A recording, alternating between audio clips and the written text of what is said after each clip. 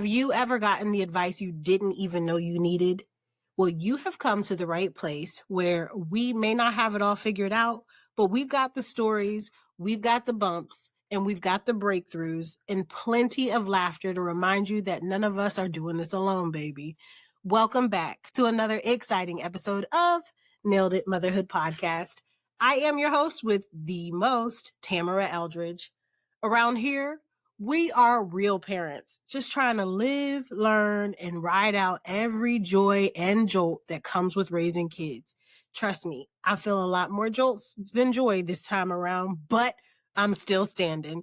We believe in growth, reflection, and pouring back into ourselves. So I do want to remind you all not to forget to grab the This Mama is Nailing It self-care journal, which is for parents, created to help you stay grounded, intentional, and whole along the way. Enough with the logistics. I know y'all are waiting for our guest. And today, I do believe that you are in for a treat, as we have a resilient mom who was incarcerated for 10 years. And after 7 years without seeing her children, she had to reestablish herself as a worthy parent. Now working to help other mothers fight their own demons, she hopes to offer hope, connection, and encouragement to other moms who feel alone or overwhelmed. Listeners, we welcome to the Nailed It Motherhood platform, Tamika Bruce. Hey, girl, hey. Hey, girl, hey. Thank you for having me. You are so welcome. I'm very excited to hear your story. We have not had your perspective, and just with the communication that we've had, I know that you have something special to share with us. So I'm excited. Thank you for joining us. Thank you so much for having me, Tamara. I'm here to tell my story. I love telling my story. I love giving my perspective to other mothers because sometimes we don't realize how blessed we are to see our children every day.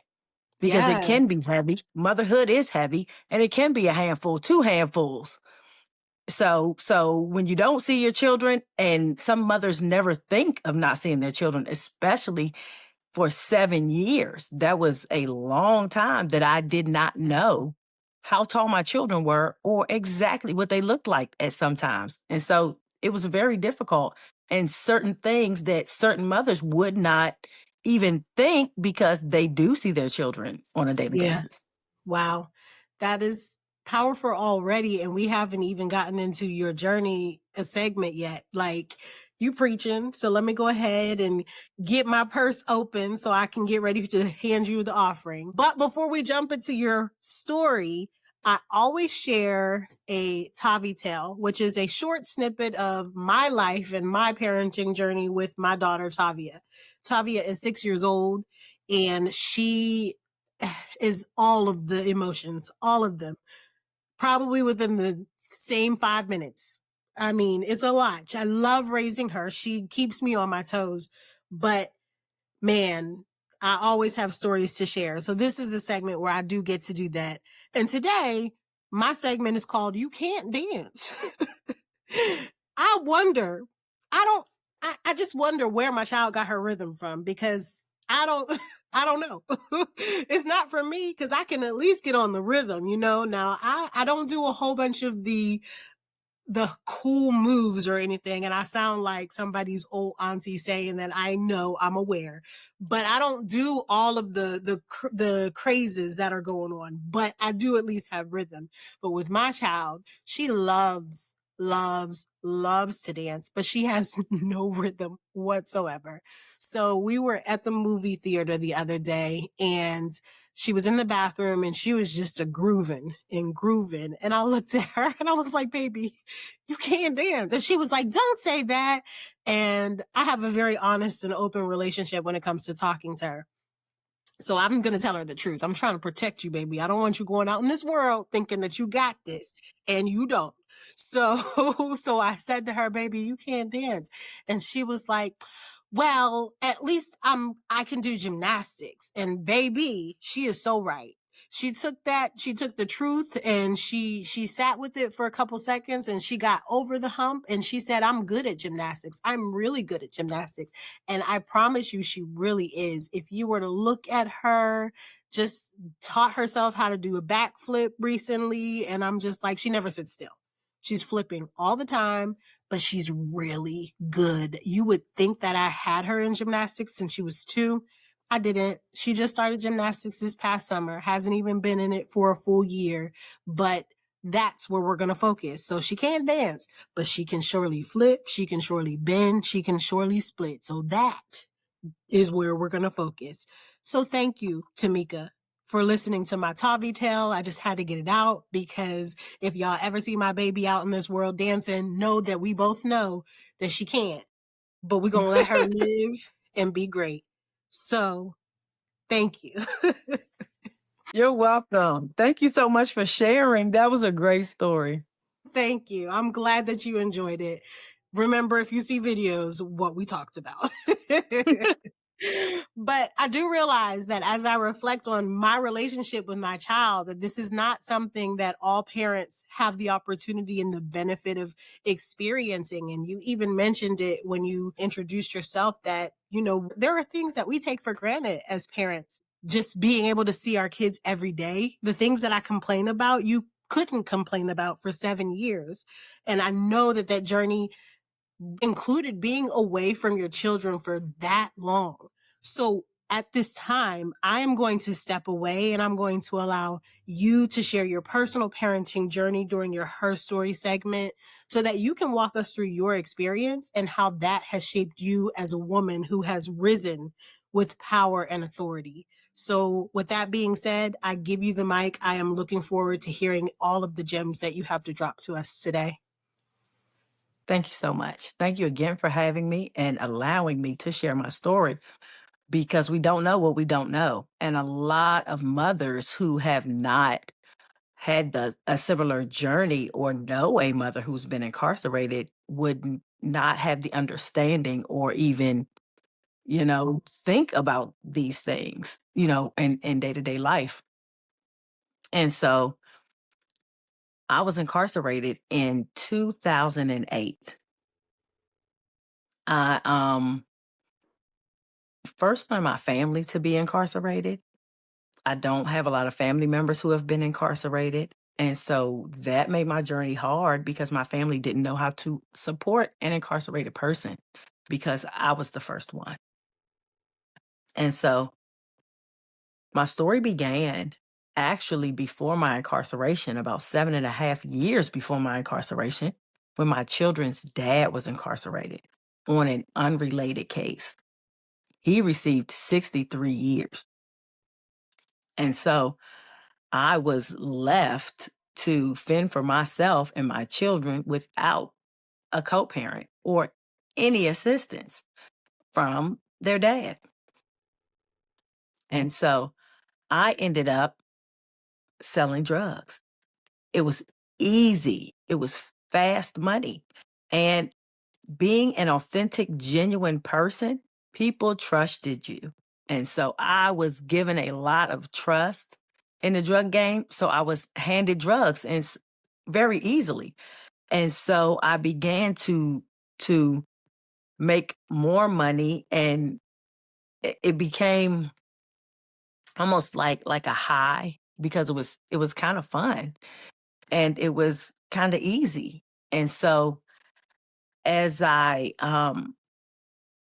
started to take on this different, I guess, persona, I I guess I felt maybe untouchable, and I felt like what I was doing wasn't wrong. It did not hit me how wrong what I was doing was until I was incarcerated.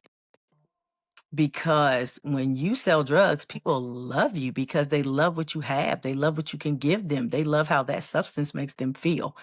And so it's almost like being a superstar. And it's kind of hard to stop when there are people who get drugs from you to resell and there are people who use the drugs. All of them need them in some way, shape, form, or fashion. There were other dealers who needed the drugs so that they could pay their rent, so that they could pay their phone bill, so that they could keep their lights and gas on. And then there are people who are addicted to the substances, and they definitely want them. And so it's almost like you're feeling a void in their lives. You're feeling there's a need for this, and you have this thing that can help them.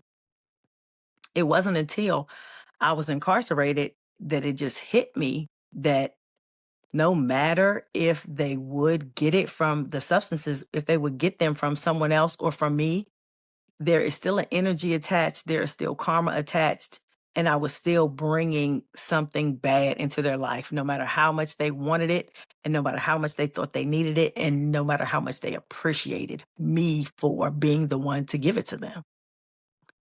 And that was like my come to Jesus moment when I realized, like, hey, I am causing children out here to maybe not have a meal tonight because their parents spent all their money with me. And that wasn't a realization that I had on the street. I did not think it that far through. And so that's kind of where my story began. And with my children's father being incarcerated, I had to fend for us. And that's how I got into the drug game, because my children were small and it was hard to have a job and a babysitter and put all of those things together when I just didn't have the wherewithal at the time.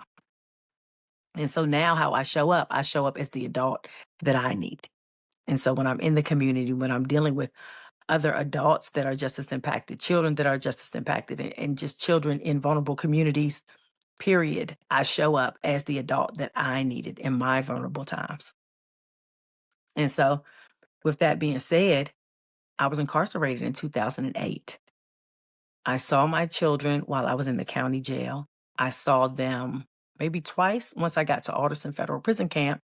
And after that, my sister did not bring them anymore after April of 2009. I saw them Christmas of '08, and I saw them April of 2009. And after that, I did not look upon my children's faces until I was home. And that was very rough. That was very rough for me.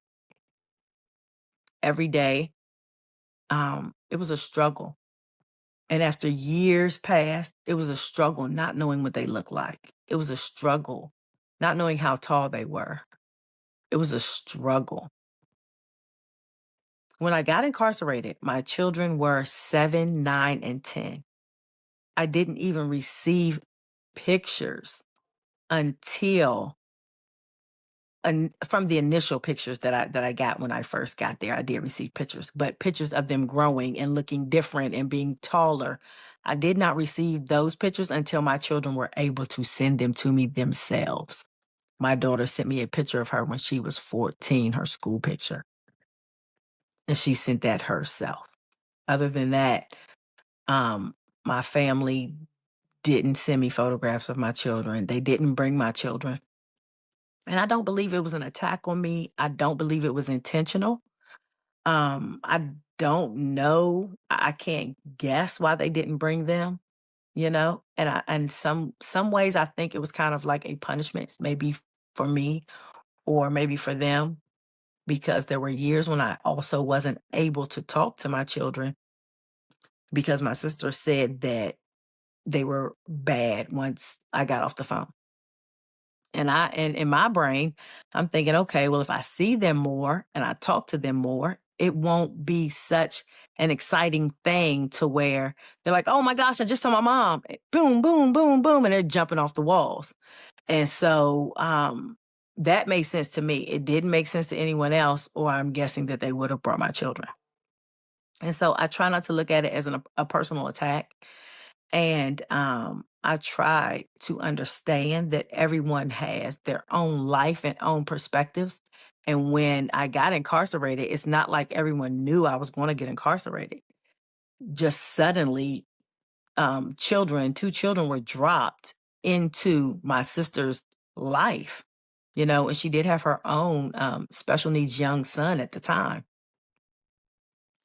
And so I try to look at everyone's perspective and understand that they were not able to cater to the choices that I made that caused me to go to prison.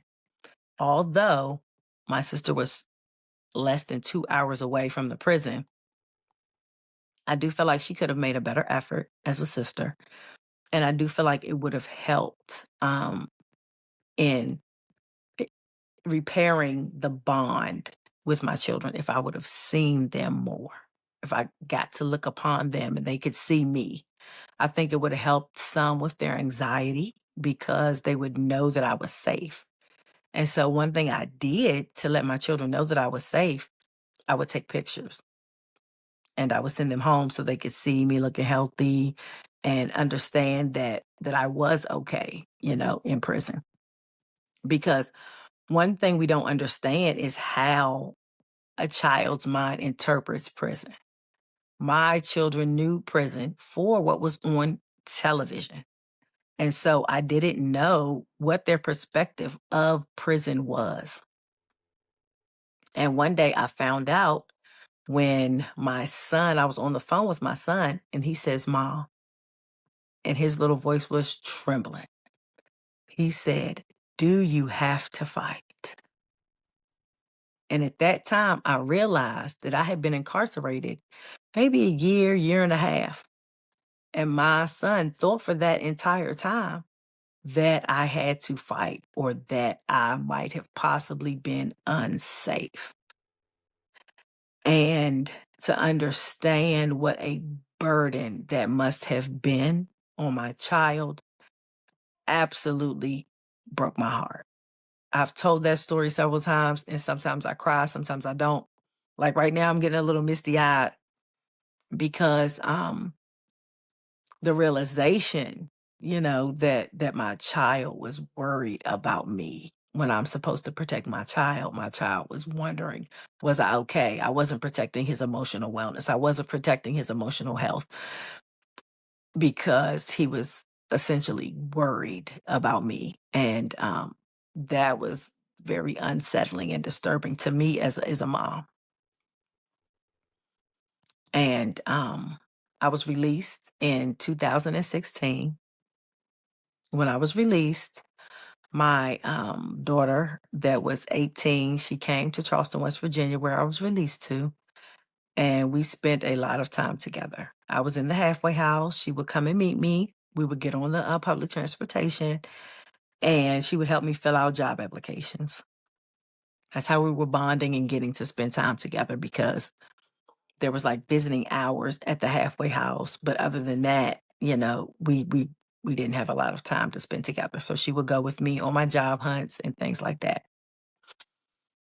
And so I really enjoyed that and that time with her and being able to bond with her while filling out job applications and running my errands. After I was released, my son was still incarcerated. He had juvenile life up until the age of 18. And he was about to turn 18. So once I was out of the halfway house, he turned 18. And then he came to live with my daughter and I. My children constantly were at each other's necks. They are 14 months apart, and they were fighting like cats and dogs. But they absolutely adore one another, and I'm so glad that they had one another and that they had that relationship. But they were fighting like cats and dogs, and it was very, very hard on me just being released because there are no children in prison. That's another thing that no one understands. When you are taken out of an environment where there are children and different stimuli all day, every day, and placed in an environment where everything is controlled, you're going to eat at the same time. You're going to wear the same thing as everyone else. And these are the activities, and there's nothing outside of that. It's very controlled and regimented. And so when you come home, here you are thrown back into life and back into a full family environment. And it can be rough on your central nervous system and your own mental health. Although I love my children, I was overstimulated because in prison I was understimulated for almost a decade. And so to come home, I actually took the bus home. I decided to take the bus home instead of having my family come to pick me up, even though it was 2 hours, because I didn't want to be overstimulated on the ride home. I did not know how I was going to feel leaving outside of the prison gates for the first time, aside from going to the doctor for the first time in 8.5 years. And so I wanted to take the 2 hour bus ride so that I could get a breather, so that I could collect myself, and so that whatever thoughts I had wouldn't be interrupted by mom, mom, mom, mom, mom, mom. And my daughter, who is 27 now, she always wanted to know what people did when she did come to visit, because they came a lot when I was in the county jail. Although they only came twice to Alderson, my daughter, when she would see people, she would say, "Mom, what's her jail story? How did she get here?" And she was very fascinated by everyone's stories. And so the biggest part for me when I came home was rebuilding the bond with my children. Rebuilding the bond was so difficult and still is to this day. I've been home for 9 years. May of next year will make 10 years of me actually walking outside of the gates of Alderson Federal Prison Camp. And I'm so grateful.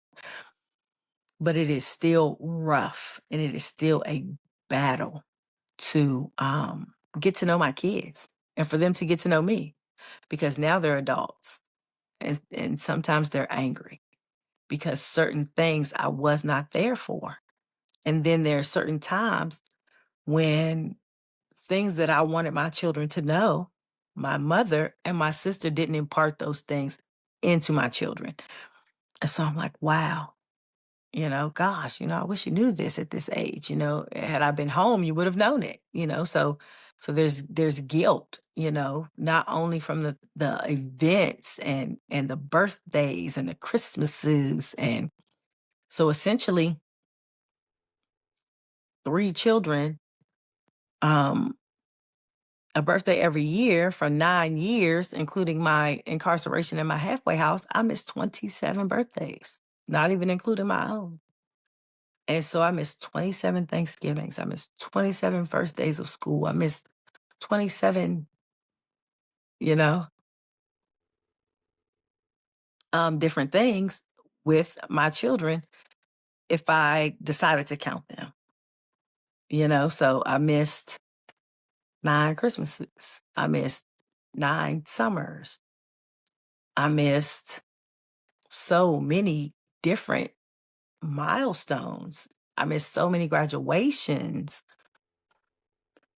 And sometimes my children can be unforgiving about those things. And I completely understand, because their feelings are valid. I am their parent. I should have been there, and but I cannot live under the guilt of not being there. And so I try to understand their perspective. I also want them to understand my perspective, but I do seek to understand before I seek to be understood. And I am grateful, to my mom and my sister, for stepping up. I am grateful that they did keep my children alive. There are things that I wish they would have done that they didn't do, but had I been home, I wouldn't have been, the perfect mom. The children don't come with a handbook. And so I'm unable, to say what would or wouldn't happen. I just know where we're at today and the result that we want. So that's what I'm working towards. I'm working towards leaving a legacy. My 27-year-old does have a 7-year-old daughter, my granddaughter. And so I'm looking forward to her never setting foot inside of a prison. I'm looking forward to loving her and supporting her without any illegal activities. And my daughter, who is her mom, is currently incarcerated, my 27-year-old. And it's extremely ironic that she was sentenced by the same judge that sentenced me 16 years before. Judge Joseph Goodwin out of Charleston, West Virginia, stated at my daughter's sentencing that he gave me 10 years. Was he right? Was he wrong? He did not know. But what he did understand is that when he took me out the home, it became harder for my child. So she was facing 7 to 10 years, and he gave her a downward variance, and she received 2 years, and she will be home this March. And so I'm extremely excited to welcome her back home. And I do know that my story is powerful. I do know that my story is meant for the masses. And I do know that this is part of my purpose because I feel the 360 effect where my children saw their parents in prison, and now me and their dad is home. My children's father received 63 years, and he was released after 20. And so he is home. He came home a couple years ago. And so we're able to be a family again. We're able to understand one another and the different perspectives because my children watched their father and myself go through incarceration. And then their father and I had to watch them go through incarceration. And so when something has a 360 effect on it, I know it's part of my destiny. I know it's part of my purpose. And I know that God is showing me something because I am a leader and a teacher, and He wants me to help others who are like me. And so that's why I am the rebel of reentry, because I am here to kick down doors and take names, because we do need to have our voices heard in this system. The system is made, ideally for men. So it is harder and tougher, and it does not have the things needed to support a woman or a mom, through incarceration. And that makes it even tougher, But I have an organization. It's called Lift the City Foundation. It's in Washington, D.C. And we address generational trauma and reentry. I have family programming, and I address the family because there are programs for men, there are programs for women, and there are programs for children. And I don't believe that that is the most effective model, because it is hard for someone in a compromised family, a compromised mom or dad, to teach their children new things coming from a compromised place, because the children are already looking at you as compromised, whether you are compromised by mental health, substance use, housing insecurity, or drug addiction. The children are looking at the compromised parent, so they do need other persons to come in and explain these things and teach the family so that everyone can maintain a level of communication and respect. And so that is my model for my signature program. And it's just to really teach the family. And for the programs that address the children only, it is virtually impossible for a child to come home and really teach a parent what they learned today or what they learned in this 6-week program. And so when we address the entire family, it removes barriers and fosters healthy communication. And that is my goal, to strengthen a family unit, because when you strengthen the family unit, you strengthen the community. And what I want everyone to understand is that when you remove the father from the home, you make it harder for the mother. And when you remove the mother from the home, you make it virtually impossible for the child.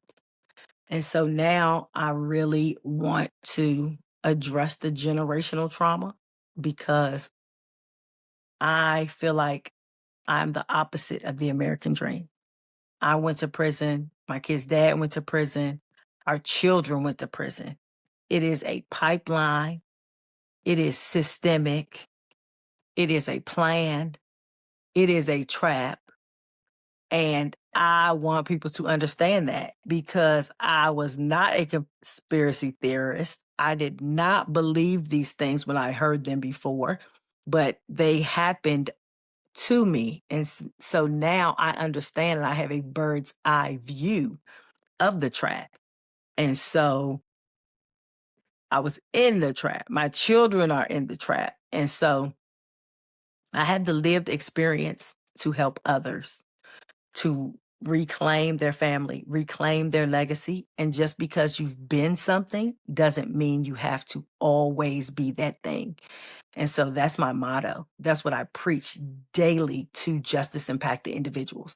Just because you've been something does not mean you're going to have to always be that thing. In an instant, you could change your mindset. You could change who you are. You could change what you want.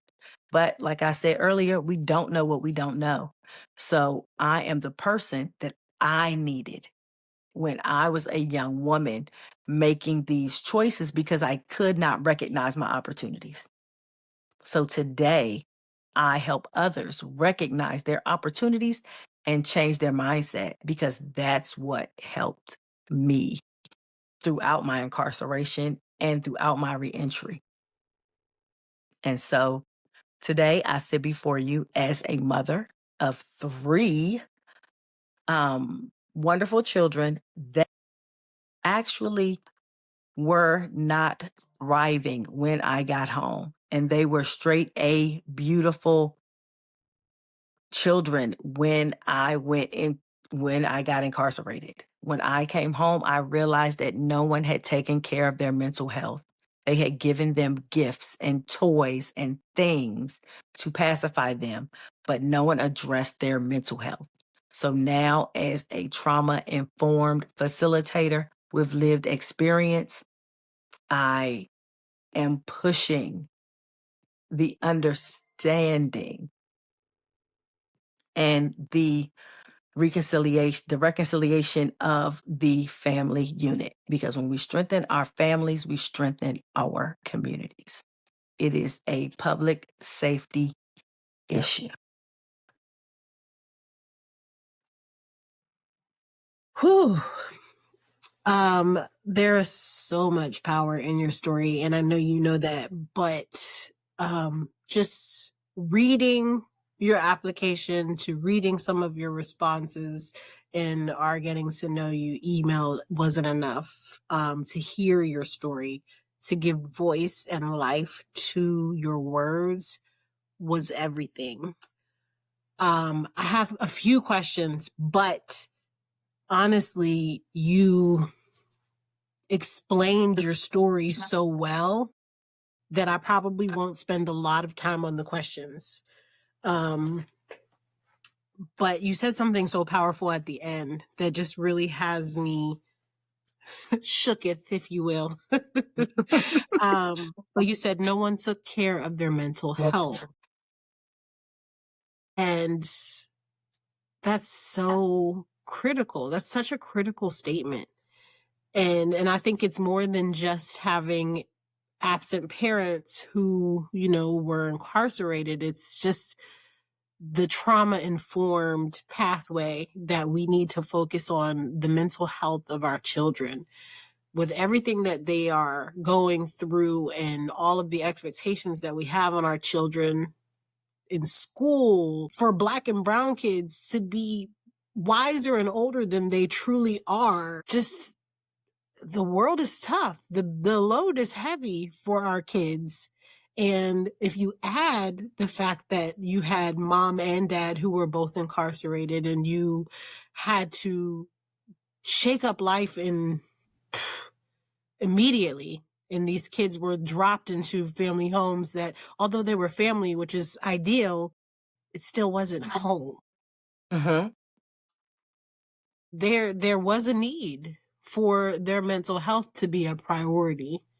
Um, and I'll ask instead of assuming and putting this into um into your thought, but do you think that that level of materialism also poured into the reason why they are now incarcerated or were incarcerated?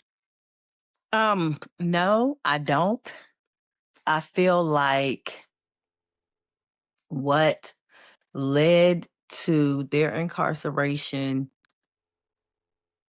I'm an energy person. And so I feel like they did visit me in prison. And I feel like their mind, once they did not come to see me in prison, their mind was in prison because they were thinking about prison. They were thinking about what was going on in prison. They were thinking, and their subconscious mind didn't know the difference. And it just attracted that. I feel like wondering what's going on in prison, they got to see things aligned and they were able to see because they wondered so long, what's going on in there? What's going on in there? What's mom doing? What's dad doing? Now they know. Hmm. Now they know. That's interesting that you said that, because the two that you talked about having landed in prison, both were the ones that had that fascination. You said your daughter was fascinated. You Hmm. said that your son asked, do you have to fight?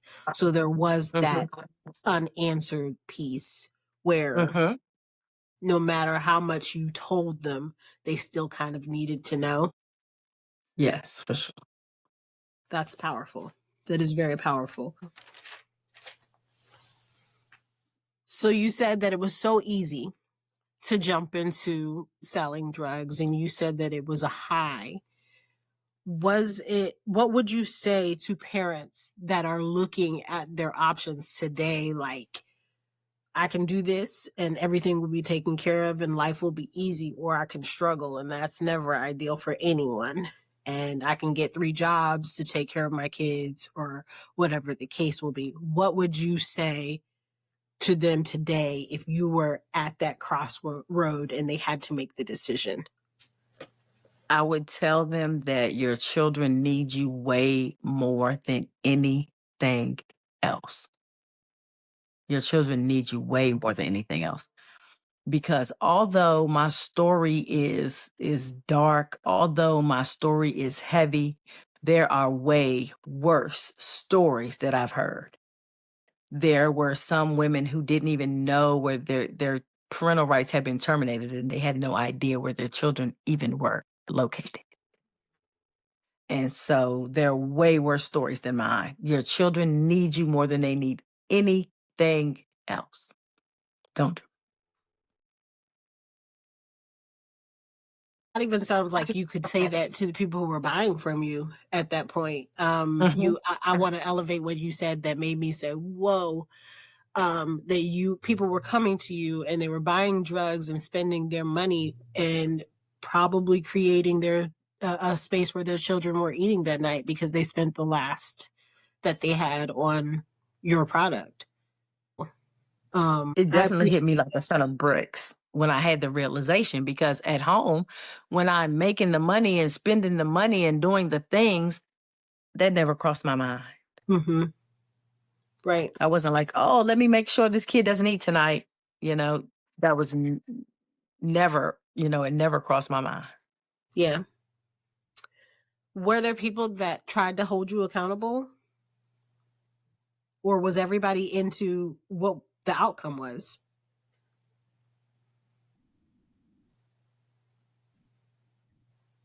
I did have a friend, one friend that tried to hold me accountable. Was like, hold on, now you know you shouldn't be doing this.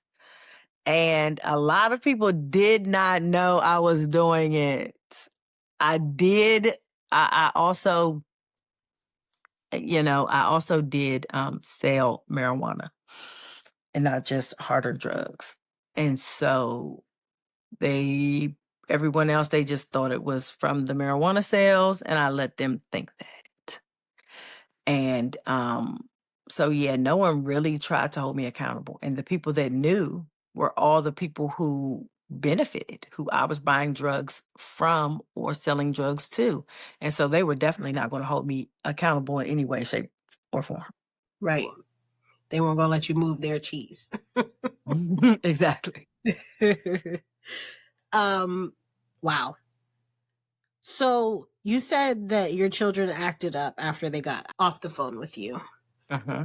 Um, were you ever allowed to have a conversation with them about that before that opportunity was kind of pulled from you?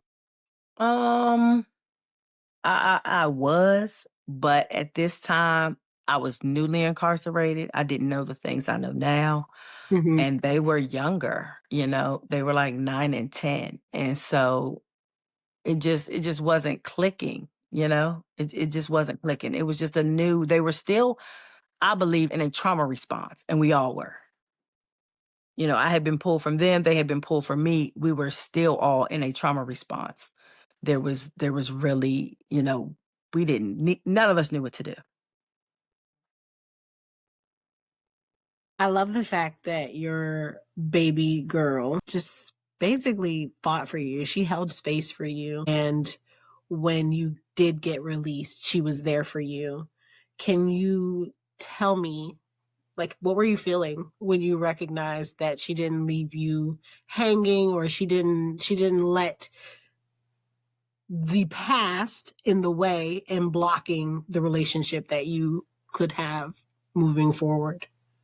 I was extremely grateful, and I realized that just like we sit back and make plans for our children sit back and make plans for us. Yeah.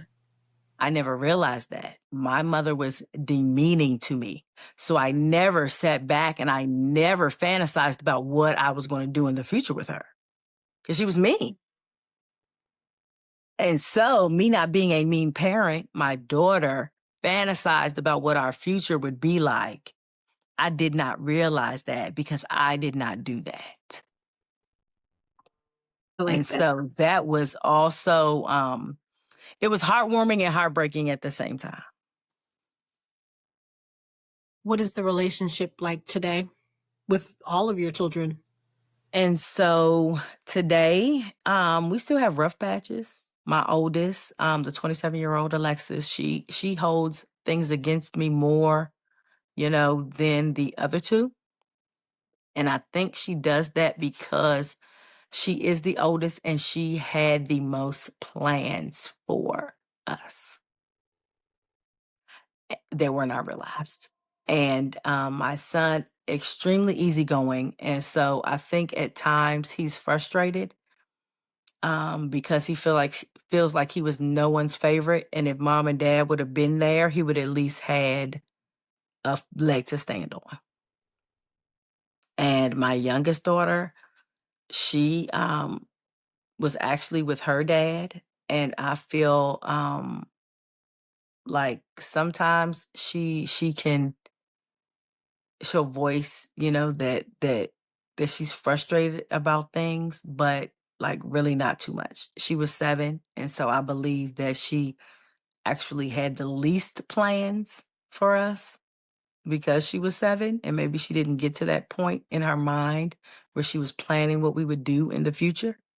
She was still had like the center of the world syndrome because she's 7 and it's just me like out here, like. And so she didn't think that far ahead. And so, yeah, things are definitely moving in the right direction. We still have a lot of work to do as a family, but I'm excited and I'm grateful to see how it is when my oldest two, Anthony and Alexis, come home, because now my daughter that held so much against me has gone to prison and left her daughter. But she only left her for 2 years, so I'm extremely excited about that. And I just can't wait until we can put our heads together and make a plan for the family to support my granddaughter so that she never has to see prison. That was such a a serendipitous moment that you had the same judge that sentenced you. Yes. And the judge, we don't often see judges having heart with Black people in general. But he had a heart enough to say, I watched this happen to your mom. I see the detriment that it had on the household, and I don't want to continue this cycle. So I'm going to, what did you call it? It was a Variance. downward variance. I'm going to give you a downward variance of 2 years as opposed to, what was it, 7 to 10? Yes. That is so amazing. So Yes. amazing. I'm When, very grateful. how did that feel? It felt good, to know that my granddaughter was not going to have all the traumas that my daughter had. It felt wonderful in that aspect, but in some ways I also still feel like the system has failed my child by removing both of the parents from the home for such a long time. And so, although I did commit a crime, I don't feel like I deserved 10 years. And while I was in prison, there was a law change, and there were others who came in with selling the same substances I sold that had half the time and less. And so I do feel like the system failed my children. Yeah, that makes sense. That's definitely a fair feeling about just your sentence, especially since, while you were in the midst of serving, you had an opportunity to lessen that term, but they didn't give you that opportunity. Exactly. They did not make the law retroactive. That sucks. I'm sorry to hear that, but I'm very thrilled that you are using your pain and your trauma to walk in your purpose. Like, everything that you're doing now is simply amazing. This is something that I believe that our communities need to prevent incarceration, to prevent behaviors that will get you in places where we're tearing families apart. We need that unity. We need that experience. And I love the fact that you recognize that it is your lived experience that is what makes the difference. It kind of reminds me of when you go to church and you like hear a pastor preach the word and they can't really speak to how that looks in application. You just can't take them as serious. But if you know a pastor has gone through some stuff and they're preaching, it just helps you relate a little bit more. And it makes the word that they're trying to preach, it breathes life into what they're trying to teach. So I 100%. appreciate that you have not been victimized. I'm laughing because I recently had a guest who talked about victimize and victim, but you have not made yourself a victim of the decisions that were made and the outcomes that came about, but instead you use that as a vehicle to make change in the community. I love that. 100%. I love that for you. Thank you. So I could ask you several questions. When I listen and edit this episode, I'm going to be just probably in awe while listening and watching just how you so eloquently told your story. It was beautifully told, and I'm excited about where you're headed. I love the Rebel of Reentry. I love what is it? Lift the City Foundation. Yes. I love it. This blueprint is amazing and it's necessary. But we are running down on time. I let you talk because I really wanted to hear what you had to say, but we have run out of time. So I want us to jump into the game that we have for you, and then we'll hear from you before we go. So we do have a game called Tea Time. Tea Time is a game of rapid fire. I have 3 minutes on the clock, and we are going to hear some of the responses that Tamika has for us so that we can get a little bit more insight into who she is. Some of these questions are deep and some of them are just for fun, but we get to know a little bit better who is Tamika Bruce. Tamika, are you ready? I'm ready. Awesome sauce.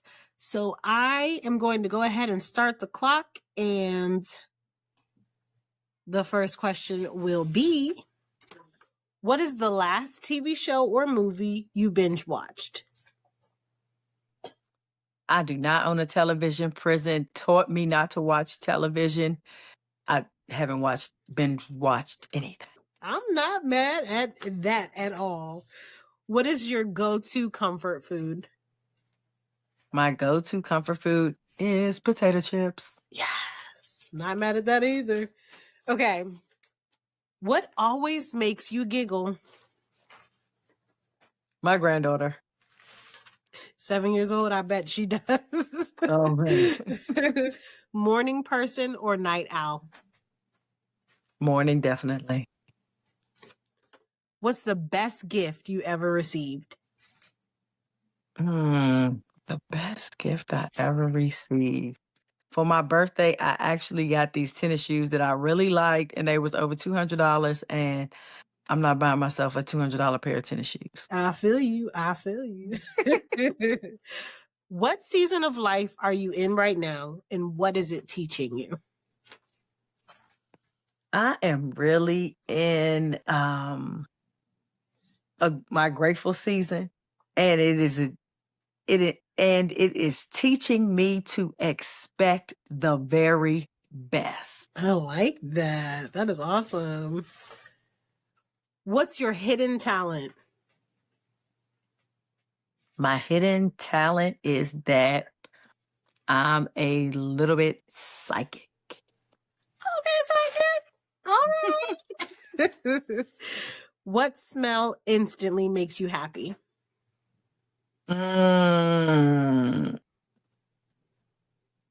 Tory Burch. Love something. Love irresistible. Something. I don't know that It's one. a Tory Burch perfume, but it instantly makes me happy. Okay, so you might have this one. Name one book, podcast, or resource that's changed your perspective. Ramtha, the White Book by Jay-Z Knight, changed my perspective.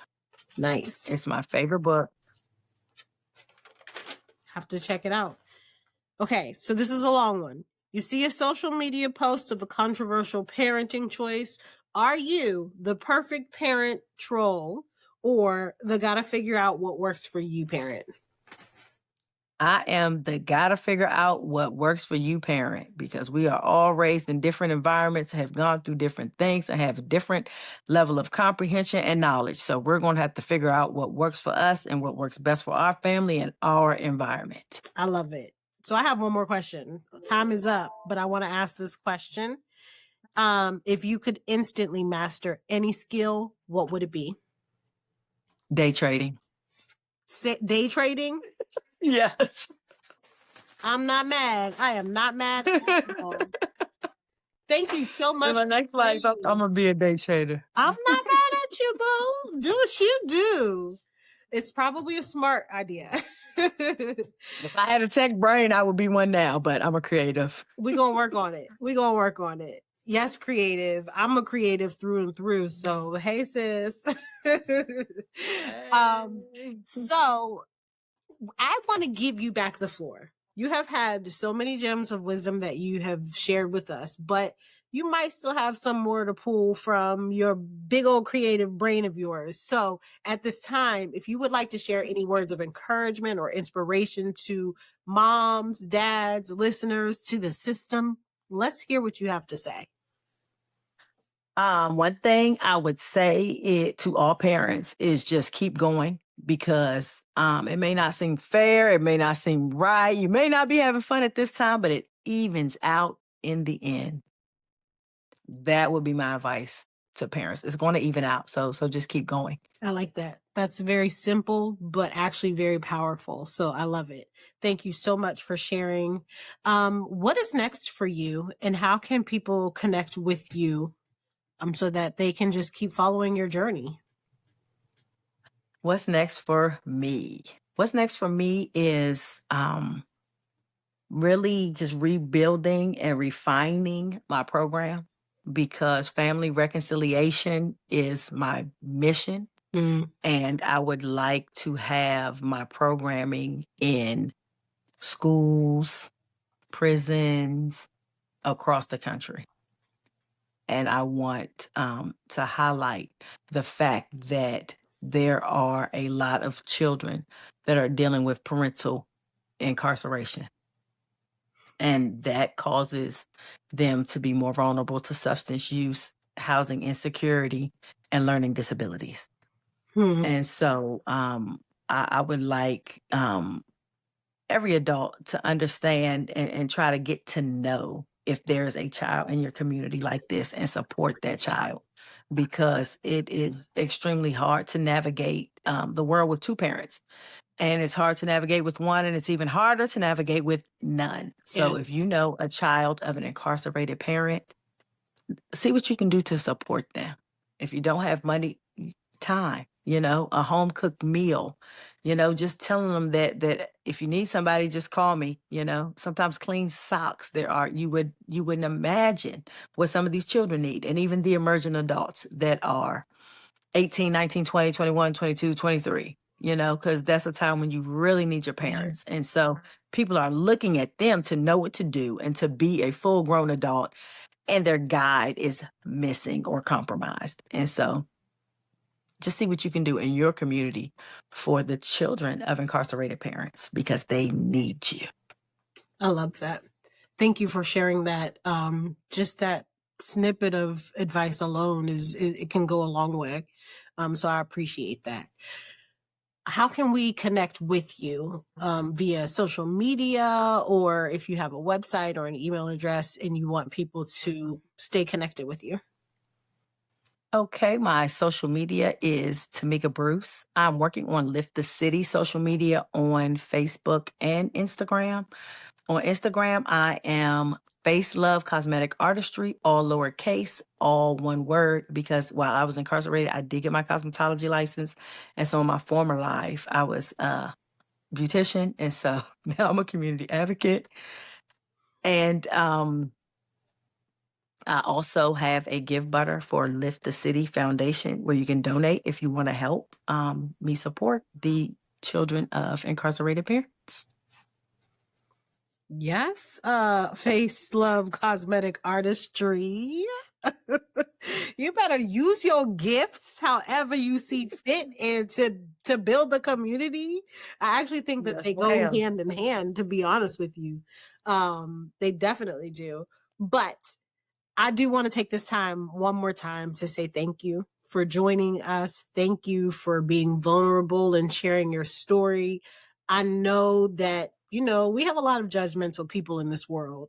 And for somebody to hear that I have somebody who was incarcerated for 10 years who wants to be a guest on the show might mean, what are you talking about? Who are you having on the show? But this woman right here is a powerhouse. And I was so intrigued by just this story that, you were a parent before you were in prison, but you had to struggle with rebuilding with your now adult children when you were released, and you're doing it. And it might not be roses right now, but you are doing it. And you are not only doing it for your family, but you are doing it for other families as well. So thank you. Thank you for thinking that Nailed It Motherhood podcast was worthy enough to hear your experience. I have 3 more questions that I ask all of my guests. And I just want to ask you, taking a little bit of data, is parenting hard? Parenting is extremely difficult, but it's worth it. Yes, it is. But are they still standing?